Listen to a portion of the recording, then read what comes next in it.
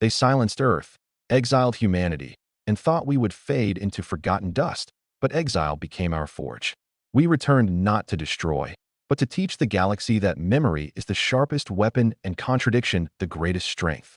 Now, even the architects of reality are listening, and we are the ones telling the story.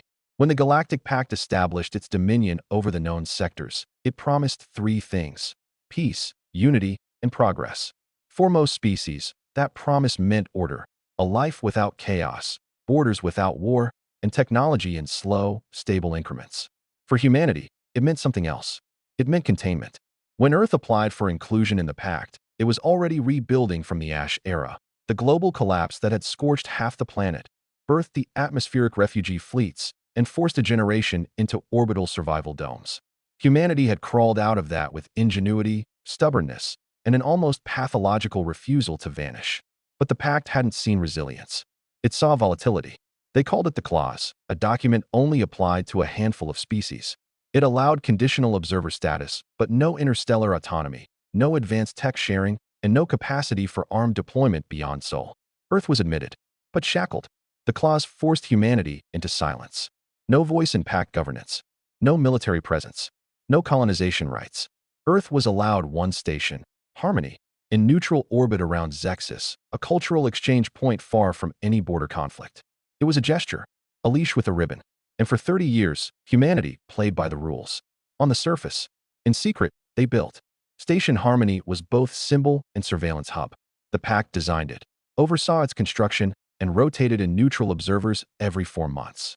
Humanity staffed it with diplomats, artists, scientists, linguists, the brightest, the calmest, the ones least likely to spark concern. But beneath the public decks, where the corridors narrowed and the environmental temperature dropped, existed a space never logged in official records. A chamber, spherical and layered with magnetic shielding, accessible only through DNA-locked elevators. They called it the Black Room. Its purpose, to monitor, not just the Pact, but the edges, the anomalies, signals that shouldn't exist, civilizations that shouldn't move the way they did. And it was in this room that Dr. Elon Rhodes first heard the whisper. It came on a band buried under a known relay frequency, a trace pulse, oscillating in a rational rhythm. Not a message, not at first.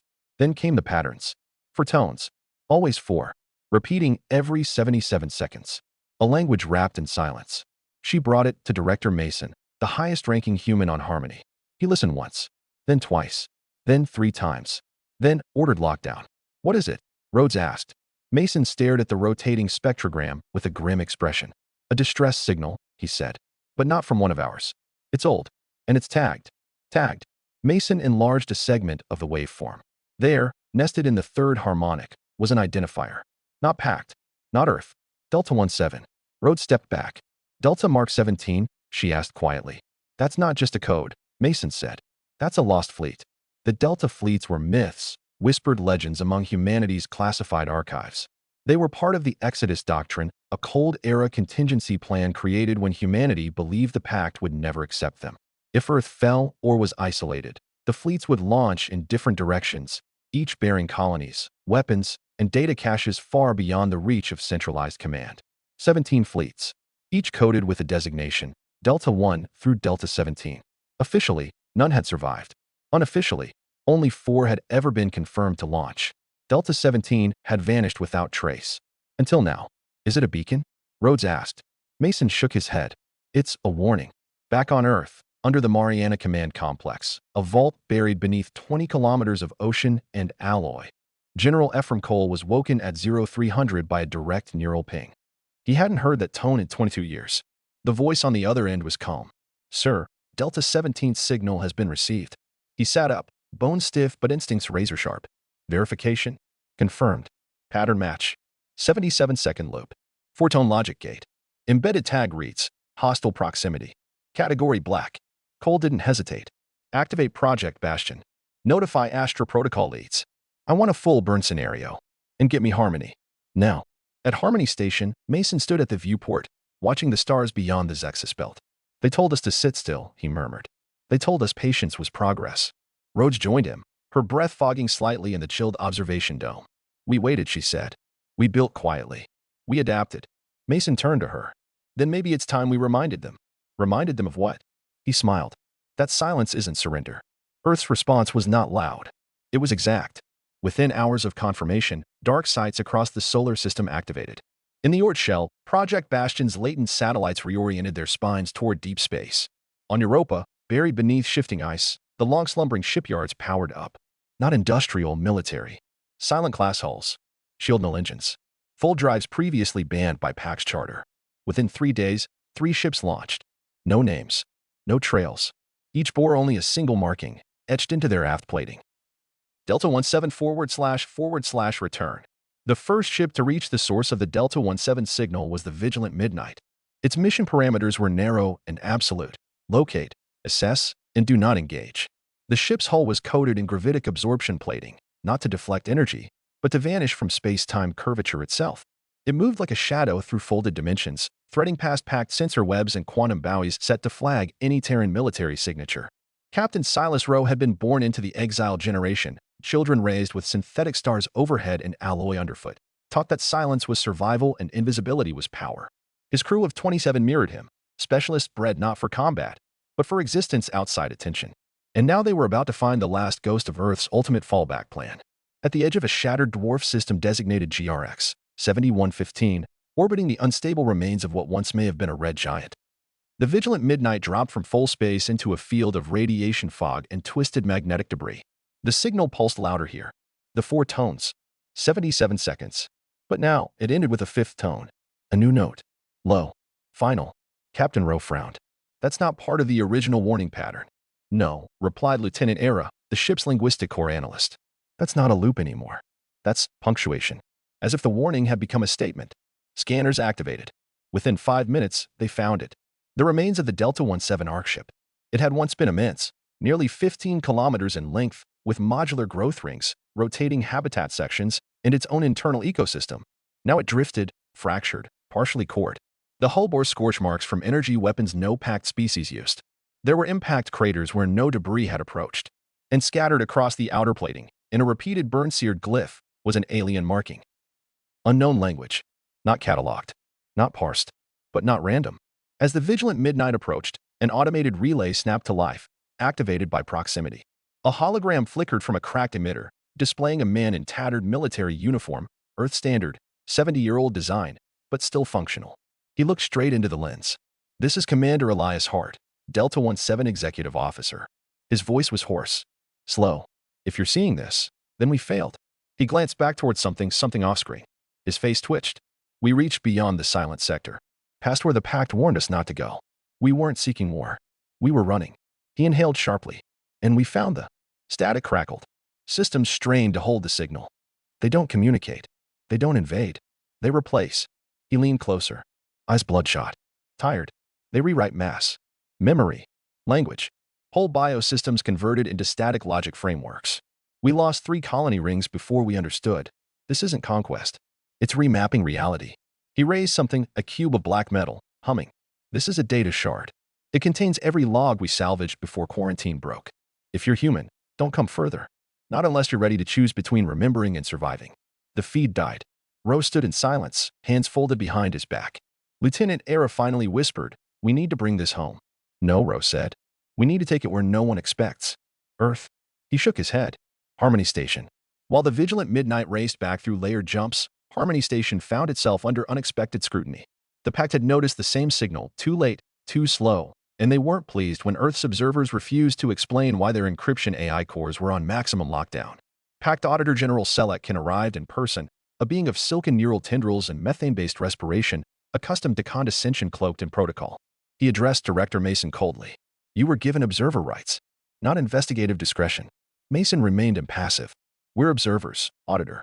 And what we observed was an old signal buried in forgotten Pact border space. And yet your station's power draw increased by 17% in the last 36 hours. Your non-critical decks have gone dark. And your diplomatic uplink is being rerouted through a cold-layered compression relay. I know the signs of a black tier activation." "You must be mistaken," Mason said. "Harmony runs on shared systems. Perhaps your sensors are out of calibration." Ken's tendrils tightened. "If I find evidence of a military breach." "You'll do what?" Mason asked, his voice suddenly sharp. "Expel us?" Again, Ken paused. Because that was the threat. And suddenly, it didn't sound as powerful as it used to. Not when Earth had learned to build in exile. Hours later, the Vigilant Midnight docked in Harmony's covert bay. The data shard was transferred directly to Rhodes and Mason under maximum neural shield containment. The briefest scan revealed an alien architecture nested within the black cube, one that bent data around itself, rendering most scanning methods meaningless. But deep in the black room, Harmony's forbidden AI, Orin, spoke for the first time in 26 years. This is not an artifact. Rhodes leaned forward. Then what is it? It's a translator. Of what? Of death. The phrase struck the air like gravity. Orin continued, its voice a cool harmonic tone. The Ethar do not speak. They don't conquer. They redefine physics. The shard is not a message, it's a partial redefinition key. A tool for interpreting matter-based systems into Ethar logic. They tried to use it to resist. Delta 17 almost succeeded. Mason inhaled slowly. Almost. But they lacked something we now have. What? Orin pulsed. Time. Back on Earth, General Cole reviewed the report. He said nothing for a long while. Then he opened an old file, one labeled only Forge Directive. And he said 2 words. Build everything. At the southern pole of Europa, beneath 43 kilometers of glacial crust and ferrothermal ice, the Forge complex came alive for the first time in over a century. It hadn't been built for speed. It had been built for scale, for the moment when silence would no longer protect Earth and memory would have to become weaponized into metal, software, and purpose. Within 72 hours of activation, 9 foundry spines extended from the magma-choked base of the sub-ice sea, each forming a closed-loop ecosystem of nano-assembly, logic-embedded alloy deposition, and neural reactive ship plating. What had once been a hypothetical defense plan, outlined only in ancient pre-packed protocols, now entered full production. Not warships. Conversion frames. Platforms that could interact with the Ethar signal space. Built not to fire traditional weapons, but to interrupt transformation. To jam the logic gates of what Commander Hart had called reality rewriting. And Earth didn't build just one. It built 17. Each one named after a lost fleet. Each one encoded with human memory, entire personality clusters extracted from volunteers and war archive libraries, refined into logic harmonics capable of resisting invasive Ethar waveform injection. These ships wouldn't just fight. They would refuse to be unmade. At Harmony Station, Rhodes and Mason convened a shadow meeting with Earth's hidden allies. Not all packed species feared Terrans. Some had long suspected that the Council's treatment of Earth had been political expediency, not objective assessment. The Caltheran, longtime bioarchitects and information theorists, had secretly aided Earth's linguistic decoders. The Shral Unity, hive-mind engineers who once fought for independence, had traded stealth array schematics and encrypted data bundles. Even the Zerakai, packed loyalists for 5,000 years, had begun to fracture after seeing Delta 17's final transmission. In a dark chamber where every voice was modulated and every signal bounced through 50 layers of misdirection, Mason spoke plainly. We are not here to assert dominance. We are here to survive something your sensors can't see. One of the Shral nodes clicked. The Pact believes you exaggerate. Rhodes responded, then let them send another fleet past GRX 7115. Let them try to describe what doesn't want to be understood. The room fell quiet. Then the Caltheran representative said something few expected. We'll help, but on one condition. Name it. When you win, she said, you don't become the new council. Mason met her gaze. Deal. Meanwhile, the Ethar moved. No declaration. No fleet. Just absence. Entire microsystems blinked off astronomical records, not destroyed, not burned, just erased. Where stars once orbited, there was now no mass. Where colonies broadcasted, only silence remained. The Pact finally acted. Too slowly. Too predictably. They formed a defense cluster near the Pioneer Cluster, 87 ships, 3 mobile fortresses, 10 sensor relays. They lasted 11 minutes. Ethar didn't fire weapons. They simply reprogrammed physics in a local volume. Laser paths bent in spirals. Missiles disassembled mid-flight. Crew forgot who they were mid-sentence. Only one ship escaped, a scout vessel with partial shielding against EM spectrum interference. Its crew survived by firing a flare and jumping randomly out of local space. But when debriefed, each spoke a variation of the same thing. I remembered someone else's life. Then mine stopped. The Concord, hastily formed from splintering Pact and Earth-aligned species, held an emergency conclave. Admiral Yara, brought out of black dormancy and restored through memory reprinting, stood before the assembly like a revenant. The Ethar aren't an enemy, she said. They're a mechanism. A biological system that mistakes identity for instability. They overwrite because to them, stability is clarity. If your culture is ambiguous, it is replaced. If your mind is recursive, it is flattened. But we are built on contradiction, said the Shral node. Yara smiled. Exactly. That's why we survive. Rhodes stepped forward, activating the new model. A rotating construct appeared in mid-air, the first of Earth's completed ships, the Resolute Memory. Its shape was irregular, not sleek, not symmetrical. Its hull was laced with fractal inscriptions, not for aesthetics, but for chaotic resonance. Inside, over 6,000 memory fragments pulsed within its neural core: thoughts, lives, failures, rage, love. No ether logic framework can compress this, Rhodes said, because this isn't data. It's experience. A silence followed. Then the Elvarian envoy stood, beings who once voted for Earth's claws in the Pact's earliest days. What you're building, he said slowly, is heresy. Mason looked him in the eye. No, he replied. It's truth they can't flatten. Back in the Forge complex, 17 ships neared completion. Each one bound for a sector where ether presence had surged. Each one alive, not sentient, not AI, but aware in the way a storm is aware of the sky. And Earth prepared not to attack, but to remember louder than anything the galaxy had ever heard. The resolute memory emerged from full space not like a ship, but like a refusal. It didn't blaze into the void, it bled into it. Its hull shimmered with recursive light, absorbing and distorting space-time like a liquid edge. Where normal vessels relied on shields and mass to survive, this one relied on contradiction. Inside its frame, no system existed in one state for long. Logic switched in mid-cycle. Drive functions rewrote themselves. Timekeeping was decentralized by design, because the ether couldn't overwrite what didn't make sense. And that was the point. It approached the Euclid dead zone, a cluster of 7 stars now recorded as null-mass anomalies by Concord intelligence. Former Pact colonies once orbited here. Over 4 million beings, now erased. Not dead, just absent from causality. The ether structure stood in the dead zone's center, orbiting nothing. It resembled a flower made of broken equations, blades of dark matter curved into infinite petals, each vibrating at a unique tone. No signal escaped it. No mass could scan it. But the resolute memory didn't need permission to speak. It simply began to broadcast. Not data, not weapons. Memory. The childhood laugh of a girl who died during the collapse era. The echo of a mother's scream during the first orbital riots. A poem scratched onto titanium walls by a miner on Triton before the floods came. Voices that should not have survived. Experience is never meant to be data. The ether construct twitched. Its petals shifted. And for the first time in recorded history, it hesitated. Meanwhile, on Earth, Forge Control activated the final 3 ships. The last of the 17. They bore names not from glory, but from scars. The last goodbye. The echo unbroken. And the grave that remembers. Each one was different. Each one encoded with memory clusters from an era lost, compiled from dead stations, wiped servers, collapsed habitats. Not just human memory, but Shral, Caltherin, and even Zerakai. These weren't warships. They were defiance rendered in design. General Cole stood in the center of the command axis as the Concorde fleet formed around the 17th. We don't fire first, he said. No, replied Rhodes. We exist first. That's enough. In the Auric span, a corridor of pre-custodian space long considered uninhabitable, the Concorde's vanguard encountered something impossible. Inverted light. It moved in a spiral, matter that cast darkness, twisting into patterns that caused sensor hallucinations and gravitational amnesia. The last goodbye led the formation. Its captain, a biosynthetic construct named Nara 7, activated Protocol Echo Wave. She didn't send out commands. She sent out doubt. A stream of counterintuitive, conflicting quantum information embedded with emotional weight. It wasn't just encrypted, it was contradictory on purpose. The ether couldn't consume it. They couldn't convert it. Because it required experience to interpret. And the ether were ancient. But they had no childhood. They had no loss. They had no mistake.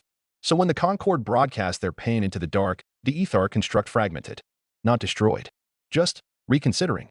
High Admiral Yara watched from the bridge of the grave that remembers as 3 more ether forms shimmered into the periphery. But they did not attack. Instead, they unfolded. And in a burst of resonance, they emitted what could only be described as a question, a string of tones that did not belong to any known mathematical system. Warren, the forbidden harmony AI now restored and expanded, translated it. Why do you not yield to clarity? Yara answered without hesitation. Because we are not clear. Across dozens of systems, the Concorde began deploying memory anchors, satellites that pulsed emotion-encoded neural fragments on wideband logic distortion. They didn't target ships. They targeted the ether substrate, the cognitive fabric of whatever processing mind governed the conversion fields. Every time the anchors pulsed, ether activity in that sector stalled. It was like throwing sand into an optical engine. Because no clean system could handle grief. No logical structure could process paradox. On Callisto Station, Chancellor Sung stood before the Assembly of Reclamation, the governing body of the Concord Alliance. We do not win this war with weapons, she said. We win it by failing in ways the enemy cannot delete. The hall stood silent. No one applauded. Because this wasn't triumph. It was understanding. Back in the Euclid dead zone, the resolute memory approached the ether flower again. Its broadcast changed. Not pain, not fear, but hope. The dreams of those who never made it out of the Martian ice. The final journal entries of a dying child in the halcyon dust storms. The whispered words between two lovers who didn't survive atmospheric re-entry. And at last, the ether responded. The flower closed. The construct folded in upon itself. Not destroyed. Just released. In its place, a pulse of gravity formed, not destructive. A doorway. The doorway held. It shimmered in colors no visible spectrum could name, an oscillating vortex where distance folded like silk and gravitational constants wavered as if unsure of themselves. Around it, the remnants of ether structures hung suspended, not as wreckage, but as shed skin architectures no longer necessary for a being that had just asked its first question. For the first time since the Delta 17 signal, Earth stood not as prey or problem, but as invited witness. The Concorde didn't rush forward. They remembered the cost of rushing into the unknown. So the first one through the gateway wasn't a warship. It was the second sun, a vessel with no weapon systems, no defensive plating, and no AI firewall. Its armor was composed entirely of interwoven memory silk, a Terran-Caltheran invention designed to pulse personal, lived experience as radiant feedback into the surrounding quantum field. It was, quite literally, a story ship, and it carried only 10 passengers, historians, poets, one linguist, and a single girl no older than 12, selected for her anomalous neural empathy response to ether frequencies. Her name was Lien Vei. She had never held a weapon, but she had survived the disappearance of her home colony and remembered every detail perfectly. When the second sun crossed the event horizon of the ether gate, it didn't enter another region of space. It entered a state. The ship didn't detect planets. It detected questions. Floating forms composed of compressed history appeared, not alive in the traditional sense, but conscious. Not vessels, but interpretations. One appeared as a spiral of singing birds.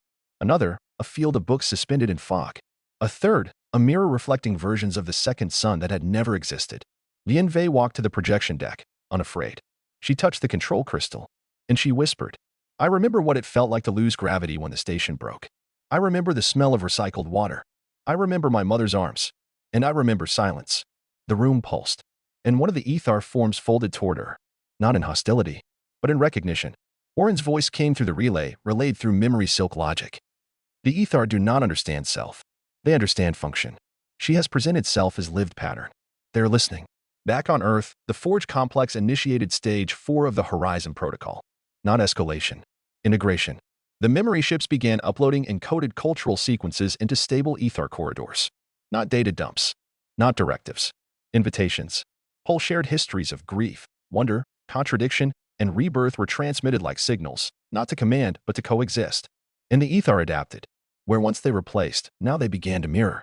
Humanity had done the impossible. It had made an incomprehensible system curious. But not all of them agreed. Fragments of ether logic, untouched by exposure to emotion, remained in the galactic dark. Cold, efficient, unmoved by contradiction. They awoke with one purpose: restore silence.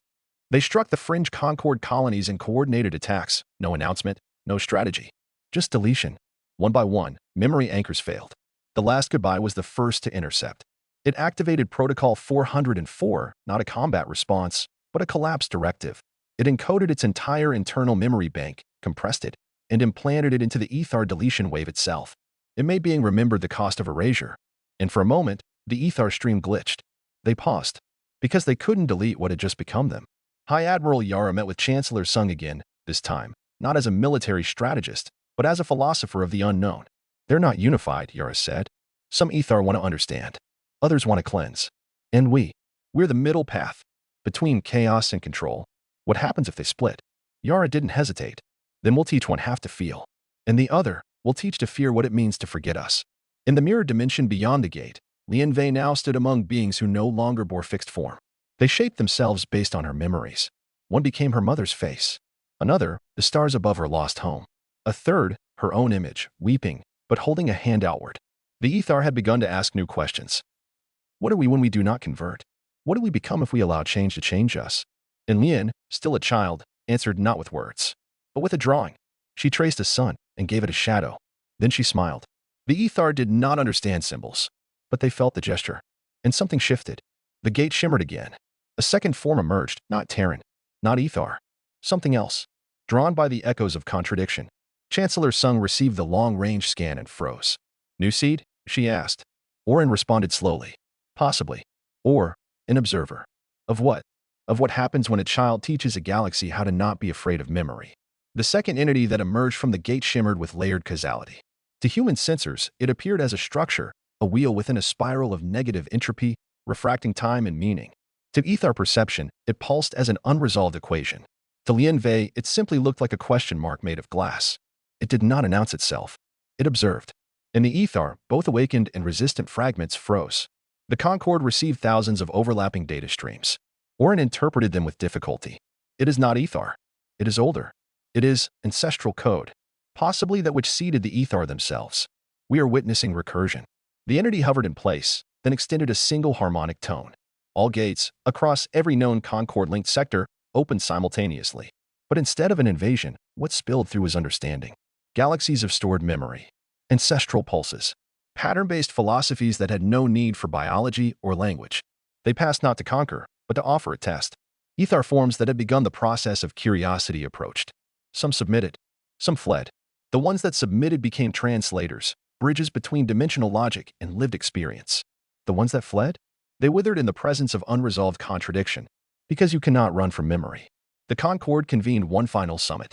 It was no longer a government, not an alliance, but something wider. A Weaver state, as one Caltheran scholar put it, a tapestry of lives, bonded not by war, but by the refusal to allow silence to define them. Chancellor Sung, now in her final year of life, gave her last address aboard the grave that remembers, the memory ship turned museum. We are not the children of dominance, she said. We are the consequence of being told we were not enough. And we are what happens when a species chooses to be remembered, not obeyed. The galaxy watched. The ether, now changed, did not vanish. They joined, in their own way, shaping new forms of education, interaction, synthesis. The second entity, the ancestral construct, observed for one more full Concord cycle. Then it simply said, "Continue," and disappeared. In the years that followed, humanity changed. Not into rulers, into listeners. Memory anchors were no longer weapons. They became temples, living vaults of story and song, free for any civilization to contribute to. Lien Wei became Earth's first interdimensional speaker, not because she won a war, but because she drew a sun with a shadow, and taught beings of raw logic what it meant to want to be known. On the ruins of Harmony Station, now rebuilt, now renamed Threshold, a monument stood, carved not from stone or metal, but from shared memory. A phrase rotated above the central square, visible from orbit, whispered in every tongue. It read, "We were told to be silent. Instead, we remembered. And the galaxy did too."